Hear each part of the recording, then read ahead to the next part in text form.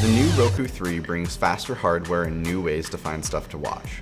The new hardware in the refreshed Roku 3 doesn't bring any crazy new features. You're not going to have 3D gaming, you're not going to have 4K video output. What it does bring is smoothness in the interface. Now, the shortcuts on the remote, you just push one, so there's Netflix, and it loads instantly on the TV. I go back home, boom, back to the home menu. Now I'm in Amazon, and it's just instant.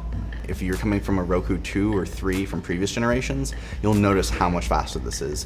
And the same thing if you're coming over from, say, an Apple TV, which has a processor from back in 2012, 2011, or an Amazon Fire TV, this is noticeably quicker. Like some previous Roku models, the Roku 3 remote also has a headphone jack, which is nice for enjoying a show or film on your big screen without disturbing kids, roommates, or your significant other with noise late at night.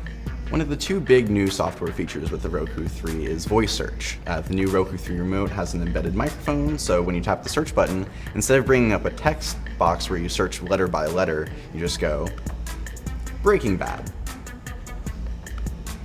Takes a couple of seconds, and shows up. Let's try something else. The Avengers. Let's watch, a kid's movie. Toy Story. You can also use it to search for channels that Roku offers, and this goes all the way from just bundles of video from producers that on YouTube or on Vimeo, all the way to professional work. You can also just look for things to browse among. So let's say I wanted to look at YouTube. There we go. Now if you don't want to use the remote or you're worried about losing it, there's always the option to use your smartphone now as well. The updated Roku app has all the navigational buttons and ways of quickly getting around the interface, but now also has voice search directly from the phone. In theory, you could use voice search to get to any app or channel or specific movie or show you want. However, unless you're searching for something that's very specific and you kind of know maybe through a couple of times that it'll definitely get it on your first try, it might just be easier to just press over to it.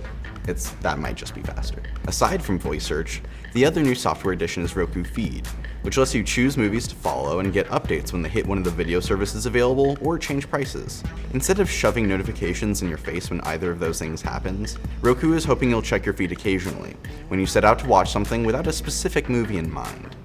At launch, Roku is positioning the feature as a way to keep track of movies that have just been released in theaters, so that you'll know when they're available to watch at home. Eventually though, you'll use it as a list to watch your favorite movies when they're at their cheapest. At $99, the Roku 3 is still a premium option in the video streaming hardware space.